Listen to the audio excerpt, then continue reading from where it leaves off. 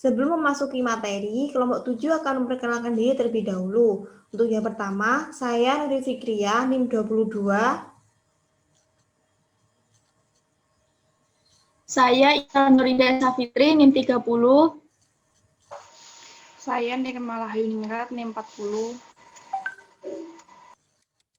Selanjutnya, pembahasan adalah persoalan pokok, identifikasi masalah, studi kepustakaan, hipotesis, mengumpulkan data, mengolah data, menganalisis dan memberikan interpretasi, membuat generalisasi, dan yang terakhir adalah menarik kesimpulan. Untuk yang pertama adalah persoalan pokok. Penelitian ini bertujuan untuk mendeskripsikan karakter tokoh utama perempuan, konflik psikologis yang dialami oleh tokoh utama perempuan, serta usaha yang dilakukan oleh tokoh utama perempuan dalam menyelesaikan konflik psikologis dalam novel Sebuah Cinta yang Menangis. Penelitian ini difokuskan pada permasalahan yang berkaitan dengan konflik psikologis yang dialami oleh tokoh utama perempuan yang dikaji secara psikologi sastra. Untuk yang kedua, identifikasi masalah. Yang pertama adalah latar belakang masalah. Berdasarkan latar belakang masalah yang diuraikan di atas dapat teridentifikasi beberapa masalah, yaitu 1. Karakter tokoh utama perempuan dalam novel Sebuah Cinta yang Menangis karya Herlina Tins. Yang kedua, latar belakang terjadinya konflik psikologi pada tokoh utama perempuan dalam novel Sebuah Cinta yang Menangis karya Herlina Tins. Yang ketiga, tokoh-tokoh yang menyebabkan terjadinya konflik psikologi yang terjadi pada tokoh utama perempuan dalam sebuah novel Sebuah Cinta yang Menangis karya Herlina Tins. Yang keempat, bentuk konflik psikologi yang dialami oleh tokoh perempuan dalam novel Sebuah Cinta yang Menangis karya Herlina Tins. Yang kelima, usaha tokoh utama perempuan dalam menyelesaikan konflik psikologis yang terjadi dalam novel Sebuah Cinta yang Menangis karya Herlina Tins. Untuk yang terakhir, dampak dari konflik psikologis yang dialami oleh tokoh utama perempuan dalam novel Sebuah Cinta yang Menangis karya Herlina Tins. Untuk yang kedua adalah rumusan masalah. Rumusan masalah yang pertama adalah bagaimanakah karakter tokoh utama perempuan dalam novel Sebuah Cinta yang Menangis karya Herlina Tins. Yang kedua, bagaimanakah bentuk-bentuk konflik psikologis yang dialami oleh tokoh utama perempuan dalam novel Sebuah Cinta yang Menangis karya Herlina Tins. Untuk yang ketiga, bagaimanakah usaha-usaha tokoh utama perempuan dalam menyelesaikan konflik psikologis dalam novel Sebuah Cinta yang Menangis karya Herlina Tins. Untuk yang ketiga, tujuan. 1. Mendeskripsikan karakter tokoh utama perempuan dalam novel Sebuah Cinta yang Menangis karya Herlina Tins. Yang kedua, mendeskripsikan konflik psikologis yang dialami oleh tokoh utama dalam novel Sebuah Cinta yang Menangis karya Herlina Tins. Yang ketiga, mendeskripsikan usaha-usaha tokoh utama perempuan dalam menyelesaikan konflik psikologis dalam novel Sebuah Cinta yang Menangis karya Herlina Tins. Selanjutnya adalah studi kepustakaan. Beberapa peneliti yang relevan dengan penelitian ini yaitu peneliti yang ditulis oleh Padmawati Ilyas Catur Pamungkas dan penelitian yang ditulis oleh Maharani Recep Lukanti. Penelitian yang ditulis oleh Padmawati Ilyas Catur Pamungkas berjudul Kajian Unsur Konflik Tokoh Utama dalam Novel Garis Tepi Seorang Lesbian karya Herlina Tins, sebuah pendekatan psikologi sastra. Penelitian yang ditulis oleh Padmawati selesai pada tahun 2005 dan berpijak pada teori yang membahas tentang psikologi sastra. Penelitian yang ditulis oleh Padmawati terdiri atas 5 pembahasan rumusan masalah, yaitu 1. Wujud konflik internasional tokoh dalam novel Garis Tepi Seorang Lesbian meliputi harapan tidak sesuai dengan kenyataan, berpura-pura meninggalkan hidup lesbian, kebimbangan dalam menentukan pilihan, takut jatuh cinta pada laki-laki, keraguan apakah masih lesbian, dan keinginan untuk mengakhiri hidup. Yang kedua, wujud konflik eksternal tokoh meliputi perbedaan pendapat, kebutuhan untuk dihargai, hubungan tidak harmonis, dan kecemburuan sepihak.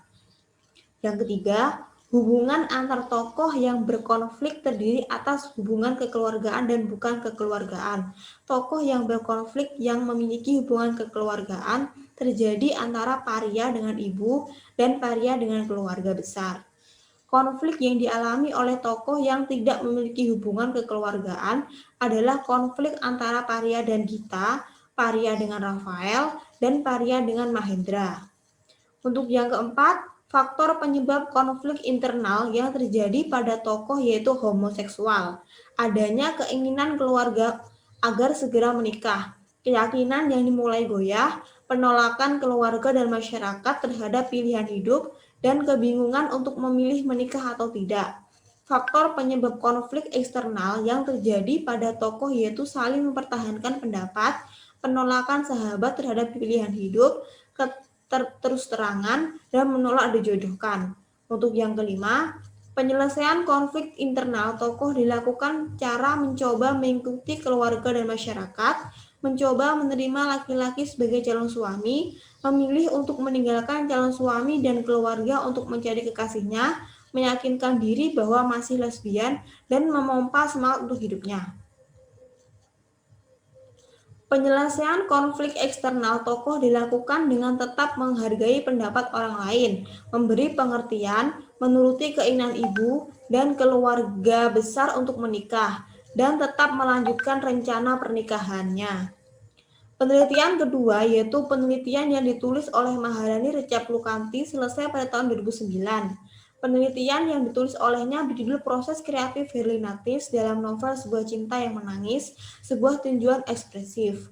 Dalam penelitiannya, Maharani membahas 3 hal. Yang pertama, faktor yang berpengaruh dalam proses kreatif Herlinatis, yaitu dorongan untuk menulis tentang segala sesuatu yang ada pada lingkungan sosial dan faktor yang berpengaruh dalam kegemarannya dalam membaca buku sastra dan non-sastra. Yang kedua, proses kreatif yang dilakukan oleh Herlinatis melalui 4 tahapan yaitu tahapan persiapan, tahapan inkubasi, tahapan inspirasi, dan tahapan penulisan. Yang ketiga, wujud proses kreatif Herlinatis dalam pemilihan tema, tokoh, dan latar. Tema novel yang berjudul Sebuah Cinta yang Menangis adalah tema cinta yang dipadukan dengan unsur spiritualis dan kejiwaan. Tokoh utama yang terjadi pada novel ini digambarkan mempunyai kepribadian ganda. Latar belakang dalam novel ini adalah latar realis dan mengambil tempat di Yogyakarta. Kedua penelitian di atas memiliki kesamaan yaitu sama-sama menggunakan novel yang ditulis oleh Herlinatis, yaitu novel yang berjudul Garis Tepi Seorang Lesbian dan Sebuah Cinta yang Menangis. Akan tetapi, dalam penelitian menggunakan teori yang berbeda. Penelitian yang dilakukan ini tidak jauh berbeda dengan kedua penelitian di atas. Penelitian ini menggunakan pendekatan psikologi sastra yang berpijak pada teori psikoanalisis Sigmund Freud. Selain itu, juga pokok pembahasan yang dilakukan tidak jauh berbeda dengan penelitian yang dibuat oleh Padmawati, yaitu membahas konflik psikologis tokoh, sebab dan dampak konflik, serta bagaimana menyelesaikan konflik yang terjadi. Sebenarnya, penelitian yang akan dilakukan ini tidak berbeda jauh dengan kedua penelitian yang sudah dilakukan, hanya saja dibatasi pada konflik psikologis pada tokoh utama perempuan. Hal itu dikarenakan objek penelitian lebih cenderung menceritakan tentang tokoh perempuan yang mengalami perjalanan hidup yang menguras sisi psikologis kejiwaannya. Untuk selanjutnya akan dijelaskan oleh Saudari Intan. Baik, materi selanjutnya yaitu hipotesis. Dugaan yang terdapat dalam problema yang sudah tersusun oleh peneliti, yaitu jiwa seseorang akan diketahui berdasarkan tingkah laku, karakter, dan kepribadian orang tersebut dalam kehidupan sehari-hari. Yang selanjutnya yaitu mengumpulkan data. Data yang dikumpulkan yaitu berupa kata, frase, kalimat dari tokoh-tokoh dalam novel Sebuah Cinta yang Menangis karya Herlinatis yang terdapat pada tokoh Farlina mengandung informasi yang berkaitan dengan masalah kejiwaan dan kepribadian. Materi yang selanjutnya yaitu mengolah data.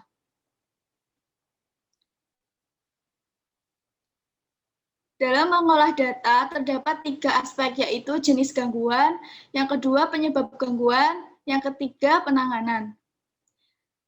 Jenis gangguan, tokoh utama perempuan mengalami gangguan berupa kepribadian ganda. Penyebab gangguan tersebut yaitu kekecewaan terhadap sang ibu dan laki-laki yang selalu menyakitinya. Penanganannya yaitu meliputi menjadi seperti perempuan tak berpendidikan, mengalihkan dengan berpikir realistis, merendahkan diri dalam berdoa dengan ikhlas, berpikir positif dalam menyikapi masalah, mendekatkan diri kepada Tuhan, menyamakan orang lain dengan dirinya, menekankan suatu keinginan, menekankan sebuah perasaan, menerima kenyataan, membalikkan keadaan karena tahu tidak mungkin bersama. Yang kedua, jenis gangguan yang terdapat pada tokoh utama perempuan, yaitu lesbian. Penyebab gangguan tersebut yaitu kekecewaannya terhadap sang ibu dan laki-laki yang selalu menyakitinya. Penanganannya meliputi menjadi seperti perempuan tak berpendidikan, mengalihkan dengan berpikir realistis, merendahkan diri dalam berdoa dengan ikhlas, berpikir positif dalam menyikapi masalah, mendekatkan diri kepada Tuhan, menyamakan orang lain dengan dirinya, menekankan suatu keinginan, menekankan suatu perasaan, menerima kenyataan, dan membalikan keadaan karena tahu tidak mungkin bersama. Yang materi selanjutnya akan disampaikan oleh Saudari Nirmala. Selanjutnya adalah menganalisis dan memberikan interpretasi.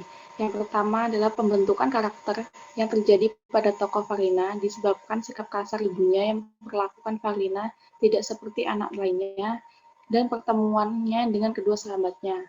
Selain itu, kepribadian ganda yang ada pada Farlina sebagai akibat dari kecewaannya terhadap sang ibu dan laki-laki yang selalu menyakitinya. Yang kedua adalah penanganan dalam tokoh utama perempuan dalam menyelesaikan konflik psikologis yang terjadi sudah tergambar dalam novel Sebuah Cinta yang Menangis karya Herlina Tiens, yaitu regresi, sublimasi, proyeksi, represi, dan rasionalisasi. Selanjutnya adalah membuat generalisasi.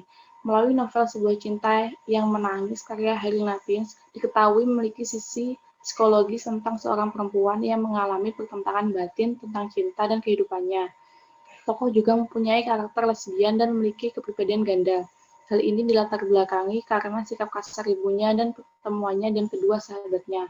Oleh karena itu, untuk penanganannya, tokoh harus lebih mendekatkan diri kepada Tuhan, berpikir positif, menerima kenyataan, dan harus berani untuk mengambil kembali jalan yang lurus sesuai dengan yang seharusnya. Selanjutnya adalah menarik kesimpulan. Berdasarkan hasil penelitian dan pembahasan yang telah dilakukan, dapat diambil beberapa kesimpulan.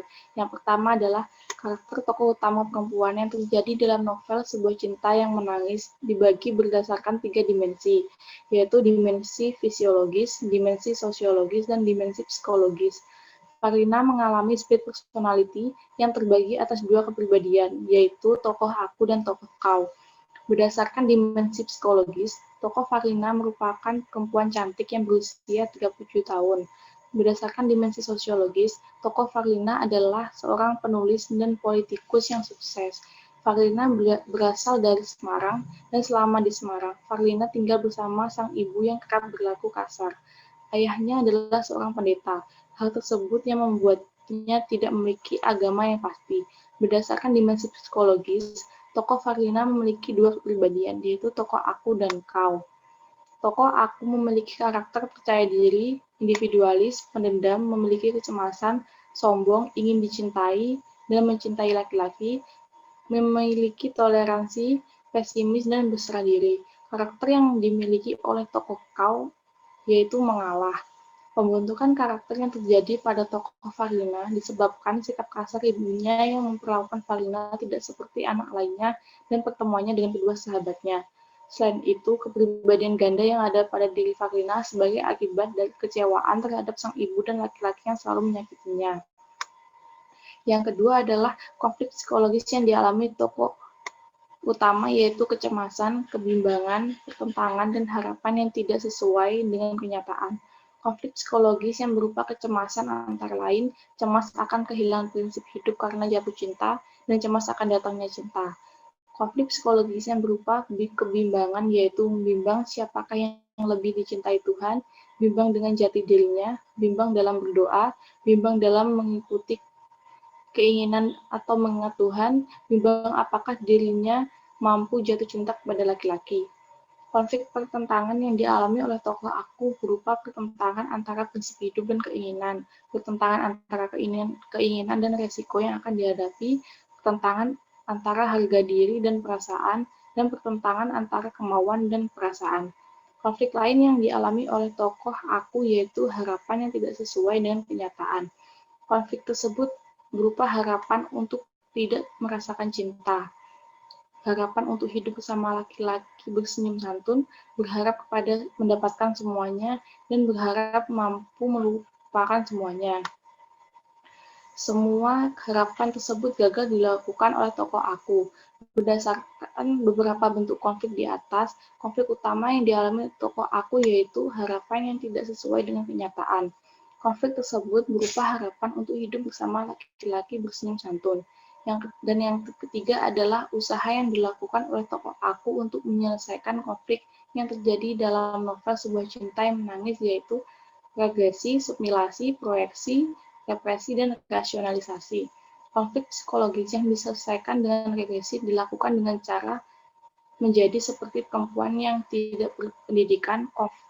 Konflik psikologis yang diselesaikan dengan sublimasi adalah dilakukan dengan cara mengalihkan keinginannya dengan berpikir positif, merendahkan diri dalam berdoa dengan ikhlas, berpikir positif dalam menyikapi masalah, mendekatkan dan menyerahkan semuanya kepada Tuhan.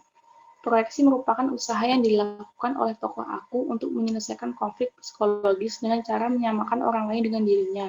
Represi merupakan salah satu usaha yang dilakukan oleh tokoh aku untuk menyelesaikan konflik psikologis dengan cara menekan keinginan dan perasaan. Rasionalisasi merupakan usaha yang dilakukan oleh tokoh aku untuk menyelesaikan konflik psikologis dengan cara menerima kenyataan dan membalikan keadaan karena sadar jika tidak mungkin bersama. Selanjutnya akan saya kembalikan kepada Nurul Fikriya.